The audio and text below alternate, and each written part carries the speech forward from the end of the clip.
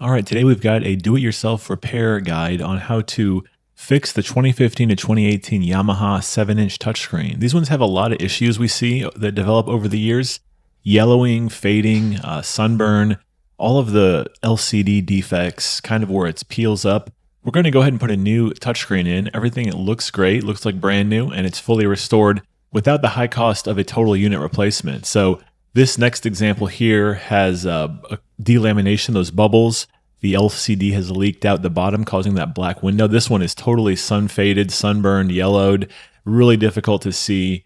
Very common, especially in hot, sunny climates where the boat's used year round. There's another one that was very dim and hard to see. All those issues we can restore with no problem. This one was frozen or unresponsive. You press certain areas and nothing happens. The touch response failed. Extremely common on these. It can have dead zones, like certain areas are being frozen or not. This one's yellowed, UV burn, and also the delamination bubble in the middle. So all of those are totally fixable. We're going to just remove that stuff here and put our new updated LCD touchscreen assembly in. You can find that at mtcscreens.com. You'll get the new updated LCD unit there, some installation tools. You'll need to have a T10 screwdriver to complete the installation.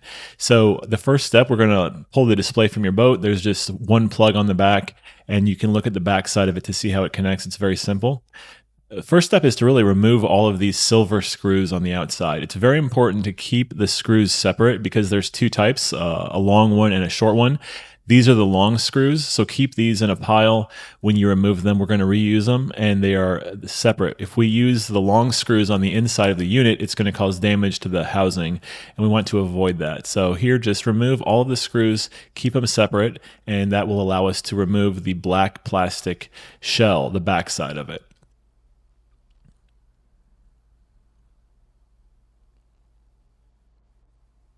You don't have to use a power tool. This one is just done for convenience and for professional use. You can use the hand screwdriver. It just takes a little bit longer. Once again, it's Torx 10. T10 is the size for all of these. Okay, now we have that shell off. We can access the top circuit board. This is held in place with 4 screws. Now these are going to be the short screws. They're T10 shorts, so keep those separate. We can unclip that little digitizer connection. The little black piece just kind of pulls away from the body of it. You can see it's disconnected there. We'll go ahead and just pull that out just like that. It fits right in place, and it's unlocked currently. The black lock slides away from the white body of the housing to unlock. So with that removed, we can continue on and remove the 4 screws that hold on the top circuit board.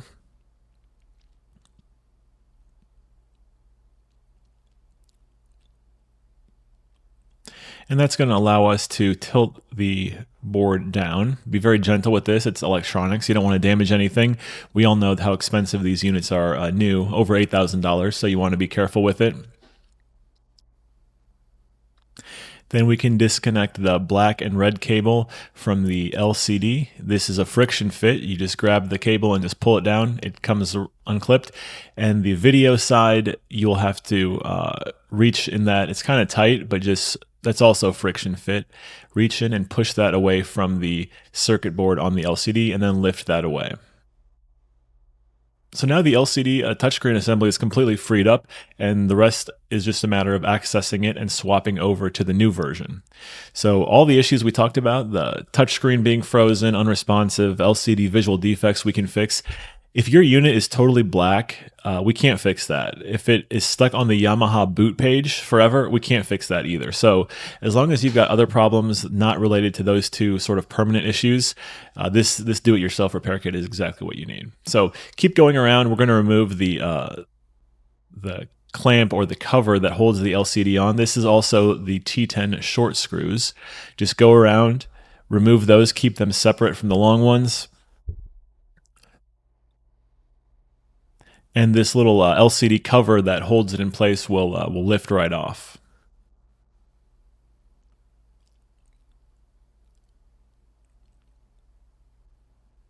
There's a couple sort of under the board. It's difficult to see with that other board tilted over it.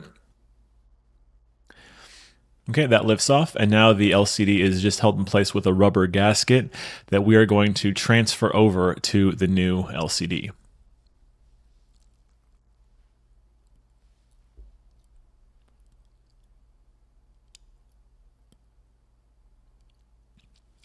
Once again, you can buy that replacement do-it-yourself repair kit at mtcscreens.com and take care of all of the issues that we've talked about. So first off, you want to carefully peel that gasket away from the old LCD, and we're going to transfer it to the new one. Take note of how it goes in place. In this picture, there's a little notch or an oval bump out that's on the top right. Keep that in the same orientation. Don't forget to peel away the protective film. And just kind of carefully go around and place this in. It'll be a perfect fit. And this one drops right into the same place. You'll see that the top right, where that little circular half moon style cutout is, make sure that gets aligned and just evenly drop this into place. You might have to kind of work it around to make sure everything seals up nicely, but you'll notice it when it drops into place.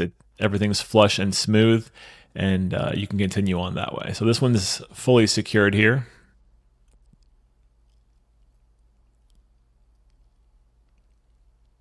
You can go around the edges and check and make sure everything looks good with no gaps, no unevenness.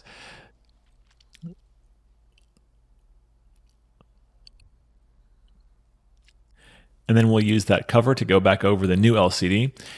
And most of this tightening process is around a circle, so you can just you can use kind of a light torque. You don't want to overdo it here. You're going into plastic, so don't go crazy with the torque. Just barely hand tight is fine. On this video, the power tool is set with a clutch that's very sensitive, so to not over torque and strip out the plastic housing. So just continue on and go and install all of those T10 short screws back where they go and lock that LCD into place.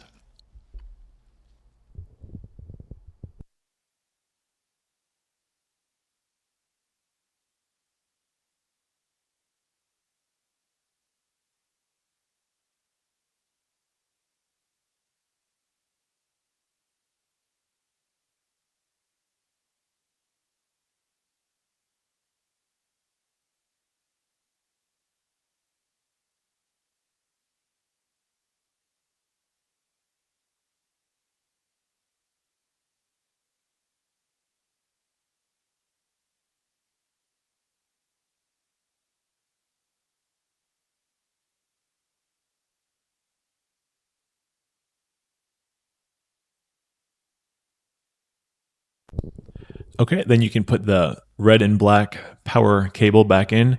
Make sure it's going the right direction. And then that one, make sure this is lined up nice and even. You don't want to get in at the wrong angle and bend any of the pins. So take care to make sure it goes straight in just like that and just slides right into place. And then you can tilt your green circuit board back into place. There's some alignment posts you're going to try and align it with. Do make sure you don't pinch the cables that are on the bottom. Underneath this thing, you'll notice there are some cables. Get those out of the way and make sure they don't get pinched. There's a gap for them to go into, so just kind of use common sense there.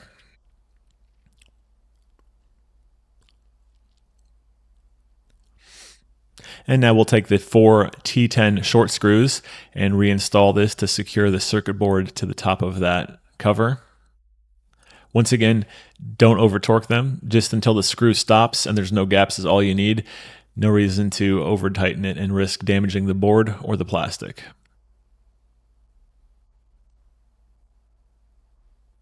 In your do-it-yourself repair kit, we're going to include a little plastic tweezers or pliers that are used to place this that orange ribbon cable in the slot. So this is going to be important to get it right. You want to face it so the gold pins are up. Make sure the cable is unlocked. Press it all the way in, and while it's in, you can lock it into place. So now it's straight all the way in. You can use that little tool to evenly press both sides and clip it right down, and it is secured. Now we're going to stuff the excess in that little gap here. So you can just take the plastic tool and kind of guide the excess between that gap so it doesn't get pinched in the outer housing. Now that the excess of the cable is stuffed under that gap there, so it's not going to get pinched, we can move on to the next step, which is to place the back shell over the front side.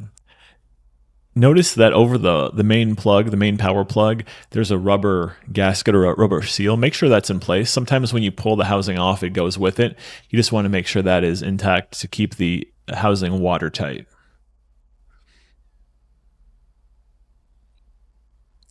It just drops right into place. There's a rubber seal around the edge.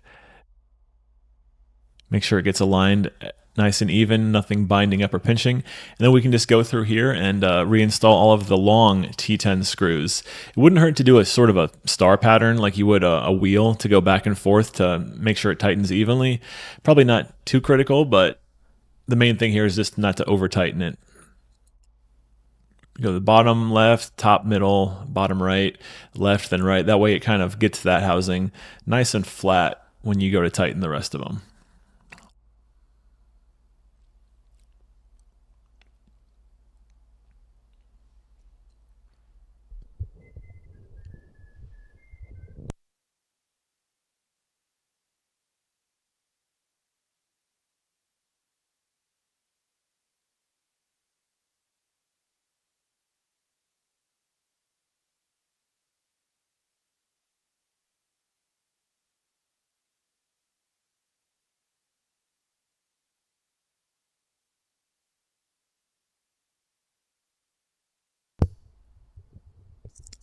All right, everything is resecured. We can continue on with the power up.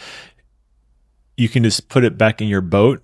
This is done on a bench, but it's the same concept. We're going to calibrate the new screen.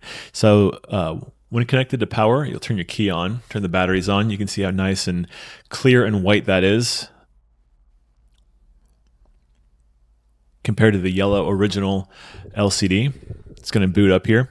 This is a massive savings compared to buying a new unit. I think they're over $8,500 as of the time of this video. So you can save about $6,000 or more by having it rebuilt. So the touch response is good right out of the box, but there's one extra step that we can do to get it dialed in just a little bit better. So the system control is the main button we want to verify here. It's also, if you can't press the screen for some reason, you can press the system control, the middle rubber button at the bottom. And then really all you're going to do is just hold that down for about 5 seconds.